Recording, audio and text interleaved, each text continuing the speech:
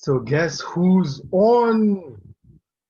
On who's on? Our very first guest, a seasoned professional footballer in his time that saw him travel quite a bit to countries like South Africa, Germany, Norway, just to mention a few.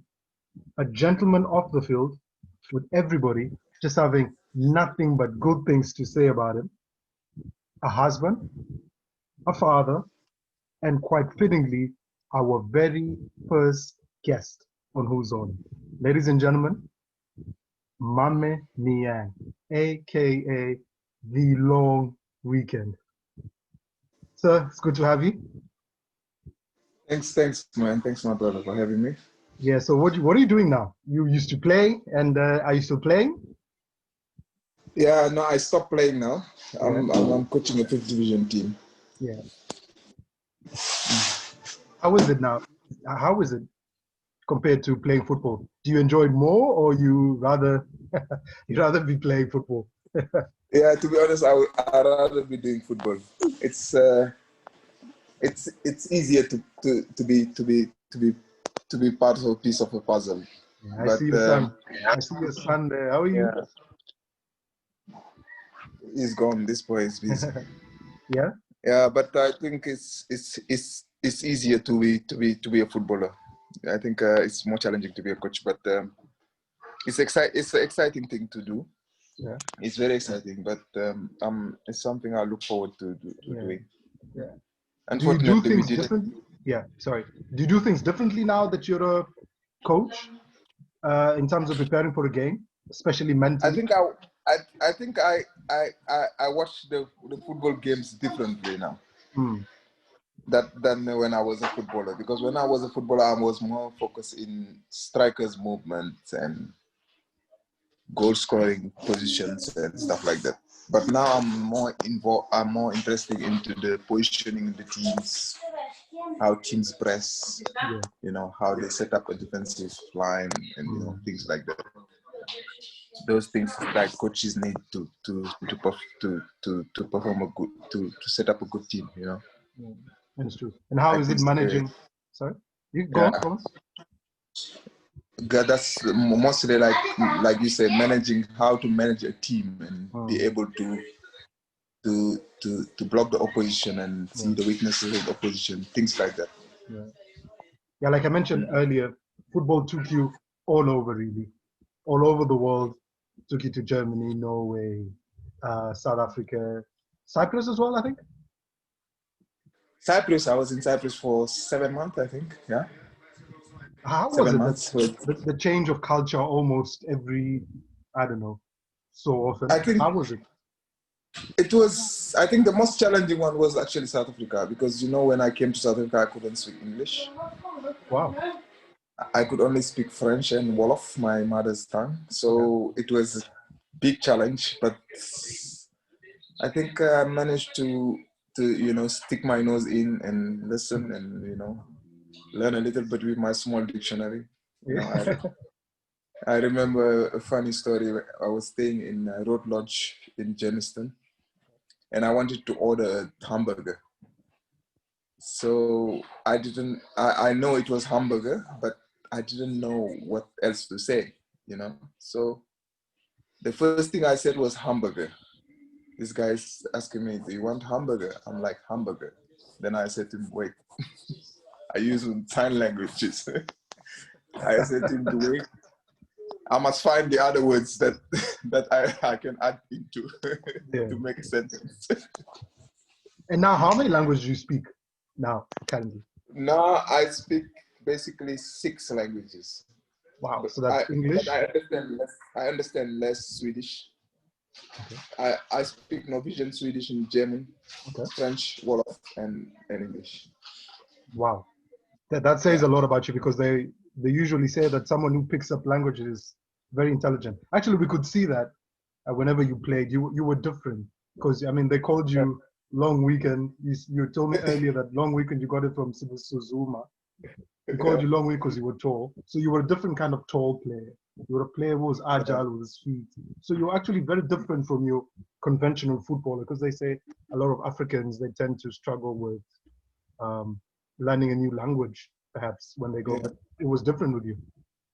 I think it comes more into the French language because people that speak French, they learn languages quicker than English speaking people. Oh, is that so? Okay, okay. Yeah, in my opinion, because if you see most of the languages that are like, let's say Portuguese, Spanish, Mm. those things have a lot of similarities. Even Norwegian, Yeah. they have a lot of similarities to French. Like there are a lot of words that are French words. Yeah. English is completely different because most French words sounds completely different to the English words. Maybe. Obviously, they have some similarities also, but it's more difficult. It's more different than, for example, Portuguese and Spanish. Mm. Interesting. So where So did I you? I told myself I'm gonna, yeah. Yeah, sorry. Go on. Go on. Go on. Oh, okay. So I was just saying that Where did I? you, I mean, with the languages you've traveled all over. Where did you enjoy your football most? You would say. I enjoyed my football most in South Africa because that's the country I spent most of my career. And Yeah. because of the culture, how South Africans love football, Mm. and the atmosphere at the stadiums. There's so much things involved. Mm. In in all different ways. But when it comes to like attendance, I think Germany was the best. You know, Yeah, they my they first go to experience. games. Yeah, it's the country that has the biggest attendance in the world. Mm. Biggest average. Because my biggest experience was Dortmund. I was hearing only about Dortmund Stadium, how crazy it was. I never experienced it until I went there. Yeah. I think we won 4-2 Yeah. and How's away the team. yellow wall? It's crazy. Eh? Yeah. If people tell you about the yellow wall, you will think, it's just a tribune. Yeah. But it's a tribune behind the goalkeeper only, behind the goal post. That's 30,000 people. Wow. One tribune, 30,000. Wow. So when they score and you look at that tribune, it's like mind blowing. It's crazy. Like when you close to it, it's sick. But that's how much they love that club. They do. And if you must know, Dortmund is the city in Germany that has the most unemployed people. Wow. So 90% that city is surrounded by that club, that football club. So they live the football club. It's like their blood. They'd They rather go without food but attend a football game. no chance. There's nobody in Dortmund that don't support Dortmund, basically. Mm. But basically, it's like that in Europe. Mm. It's completely different to Africa. Africa, wherever you go in South Africa, you find Chiefs players, Chiefs Yeah. supporters, Yeah. Sundown supporters, Pirates supporters. Yeah. Those three clubs. If you go to Wolfsburg, you only find Wolfsburg supporters, unless a Dortmund supporters move because of work Yeah. to Wolfsburg, Bayern supporters, something like that. But Yeah. the city they born, they support that city. Yeah.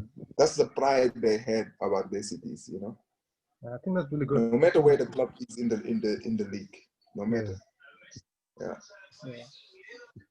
Yeah. So you said you enjoyed South Africa, the culture. Do you still follow the game here? Yeah, I do. I still talk to some of the players, Yeah. that I used to play with, and I still have a strong feeling for Swallows. I was so Yeah. happy they got up, Oh, they're back. and Yeah. some, Yeah. yeah, they back, and Sundowns and SuperSport. These stacks also. These four clubs, I think I always follow them. Yeah. Because they are the clubs that are like I felt like I enjoyed myself, and Yeah. I felt home when I was there in those clubs. Yeah, you mentioned Swallows there and Sundowns. Those are two teams that actually you played for that Yeah, have won the season. One in the exactly. National Yeah, First but Division there's and one one in season. the Yeah, Premier Soccer League. yeah. That's what I posted on my social media actually, Mm. on my social media, because I felt like those clubs, especially Swallows, Yeah. it's where it all began. It was tough time, and we had a good team, we had a good coach, We tried to mention also Gavin Hunt. Yeah.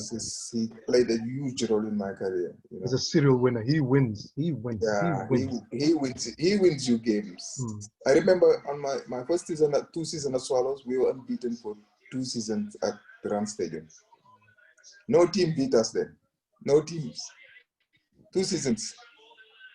So that was huge, That was huge to stay unbeaten for two seasons. That was like crazy. But because of the mentality we had in that team and the coach we had a coach that had drive, that wanted to win things. And yeah, it's a good club. It's good that Swallows is back in the PSL. You played also under Coach Pizzo Mosimane? Yeah, I played under Pizzo and Gavin. Pizzo, I describe him. There is, the reason why Sundowns win all these titles. People don't know how hard Pizzo works. We probably Sundowns is the only team where players leave their houses at 8 o'clock or 7 o'clock, and go back home around 3 o'clock. A full day's work. They work like normal people work. Normal people work. People think soccer players they train 2 hours. They are finished. Not at Sundowns. You must do your homework about the opponent, about yourself. Every player has an iPad. Yeah, The work that's done there. The work that's done there. I'm not surprised that they're winning the titles every year. Because no club works as hard as they do. Nobody does. So I'm not surprised. And the knowledge that Coach Pizzo has of football, especially African football. Yeah, thank you. He knows. He knows the type of players he needs for this particular game to win football games. Yeah. You understand? Yeah. Let's say you go to Venda, Guyana. Those are tough pitches. Like, if you bring a cheese boy there, players that don't want to get kicked, don't like bad first surfaces, they won't enjoy it. You're never gonna win the football game. And it's hot as well. No, it's hard, You bring these guys that when you want to go for war, you bring those are the ones you need. And Pizzo, he knows these things. Even Gavin knows these things. No, little wonder they're the two most successful coaches in South Africa. Yeah, definitely. You know the advantage Gavin had is Pizzo has over Gavin. Pizzo plays for Sundowns, coaches Sundowns. If Gavin was given that luxury to sign any player he wants, I promise you, no coaches will touch the titles. You think so? If Gavin was given that luxury to sign any players he wants, Gavin Hunt, if he was able to sign all the good players he wants, like Pizzo does, no coaches will touch the league titles in South Africa. High praise. High praise indeed. Yeah. Because Gavin is that good, Gavin knows. Gavin can get a team like out of the blue and win you titles. It's true. He's won the leagues with unfunded sides. Yeah, small teams. Yeah. Thank you. I mean, Verts didn't they win the league 2 years ago or something? 2 seasons ago. They won, yeah. Yeah, who would have thought in a million years that Verts would win the PSL? Yeah, it's a team that actually gets most of its players on free transfers. So. Yeah, Gavin. When Gavin came, Verts became one of the big four. That's actually. Yeah. And you the time SuperSport that. Yeah. Yeah. You've played under this. The time coaches. Yeah. Yeah, I played under both. Does that influence how now you coach? Getting all the influence and the experience from Coach Gavin, Coach Pizzo? We used to sit at Cooler Cup and talking about football. Sundowns, yeah. And Pizzo will ask Sundowns. Pizzo will ask questions. And I would give an answer. Pizzo always says to me, "You're gonna be a good coach. You're gonna be a big coach." Yeah, he said to me that you're gonna be a big coach because if you know football and you love the game and you watch the game, There are things you see that other people don't see. There are football players. That's right. Some football players that are very good football players that never have the time to sit 90 minutes and watch a football game. Yeah. But you got to have the knowledge to watch the football game and know what's on stake. Yeah, and I suppose also a passion for the game, because there's some players, they play football because they're talented. Probably they're not as passionate. Yeah, thank you. There's a passion. There's people that have passion. There's people that just have talent. But those ones who have passion for the games are the ones who become trainers, coaches. Yeah. Because looking around, even there are not too many former players who actually coach at the top level. Probably Zidane, Pep Guardiola. They're not. They are very few. You can say Coach Gavin also played, and now very successful coaches. And who are the most successful coaches in South Africa? You said Gavin and so. And were they footballers before? They were. Thank you. Yeah. The best coaches in the world now is Jurgen Klopp. And Pep Guardiola. Is Jurgen Klopp, is Pep Guardiola, is Zidane. All former players. Maybe Jurgen Klopp didn't have. The only coach that has done it basically in this modern generation that hasn't played professional level is Jose Mourinho. But he was a genius, that guy. He was crazy about football. He had that passion. You could even see it on his touch line and how, It's very seldom you see a top coach, somebody that never played the game. Especially now, you're right. Yeah. Nowadays, watch what I'm telling you. Yeah. Even the average coaches, take all the big clubs, that has done it before. Yeah. AS Milan is dead. AS Milan has been coached by some coaches that nobody knew.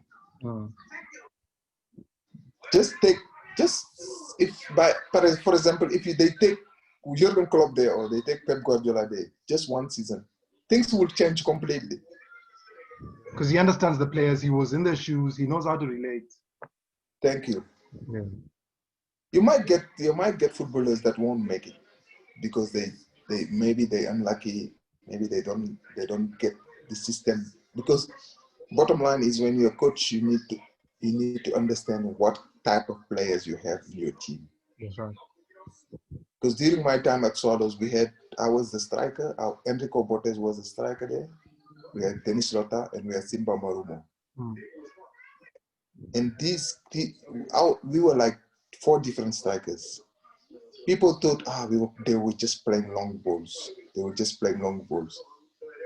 But we actually, that season, those 2 seasons, Sanders won the league. My two first seasons. Yes. Swallows created more chances than any teams in the league. That's right. We create more goal chances, but because Dennis was getting old and Dennis wasn't fit for the whole season, he was on and off. Simba confidence was very low. It was only me and Enrico that has that, that fitness and that hunger to score goals. And Gavin had no choice but to play us. And to play us, he had to play us in our strength. Which is aerial balls. Thank you. That was the difference between the thing. When Simba used to play, Swallows used to play football. We used to have Lifa Sichulupa in the middle there. We had good we had ball players. We had Alfred Piri. You're telling me Lifa Marumbo, Alfred Piri, and Tapelo Liao are not ball players? They are ball players. All of them are ball players. All of them are technically good. Tapelo Liao is probably the most skillful player I've seen till today in the PSL. There's nobody that guy, Tapelo Liao.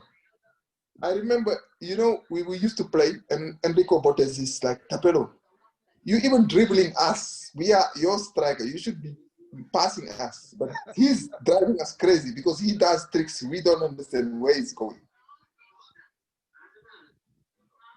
You would know. I mean, you played with him and you played all over South Africa, so you would know. That guy was, the skills that guy used to do. Yeah. I don't know. I didn't think I've seen anybody does those skills. Yeah. maybe Surprise Moriri was the closest I've seen. Ultimate professional. Nobody else. Nobody else. These guys, they've got skills that you don't see often. You know. You speak very fondly of South So Africa. Would you be coming back anytime soon, perhaps at a coaching role or however? I'm not sure about anytime soon because you know the challenge is when I've done my C license, my EFR C license, and I got that, but I still must do my B license, and I want an A license because that's one thing everybody wants, you know. That's the ultimate. Yeah. But you know, you never know what can happen in the future. You never know. It would be nice to coach a team in South Africa. You are well loved everywhere. But right everywhere we go. At this particular moment, I want to focus. At this particular moment, I want to focus on starting, like setting my print in a team that I started working with, because that's my first step. I didn't even expect to retire the first year and get a job as a coach. I didn't expect that. I was very lucky then. But it's a good experience for me, you know. It's a very good experience. I'm enjoying it. Okay, we saw your son earlier. Any hints from him that he wants to play, or would you want him to play? Alpha, come here. Yeah. Come here. Talk. Hello. Hi, how are you doing? I'm good. What's your name? Alpha. Alpha. Thank you for joining us. I was just talking to your dad and I was asking him if you would want to play football professionally like he did, or probably go to a higher level. Would you want to? Yeah. Mm-hmm. Yeah, you told your dad? Mm-hmm. What did he say? Yeah, he did. He's good? Yeah, well, I'm training him. You know, in the beginning, I see that he was I thought he was a good striker. He's still scoring goals. So. Yeah. But I got to see that his defensive skills are very good. Also a defender now. Wow. Yeah, he's a good defender. At least he defends well. He protects the ball well, and his passing is good. So I said to him, yeah, well, you are the next Rafa Varane. There we go. Who could be? I mean, no better coach than you are. Yeah. Thank you for having us. Thank you for showing us your family, your son. And no problem. Like I told you earlier, you were first guest on Who's On. We will never ever forget. Really, thank you for your time. Alpha, no problem. Thank you for your time as well. All of the best in your football career. And he says you're going to be the best Rafael Varane. Rafael Varane has won 4, Champions Leagues. They actually call him Rafael Champions League. They call him Varane. Yeah. You're going to win a lot of Champions League. And you're going to play for South Africa, right? Or is it Norway? Yeah. Or Senegal? Yeah. All right, my brother. Thanks, Mame. Thank you for your time. All of the best. No and problem. I'll catch up with you soon. Okay, cool. Thank you.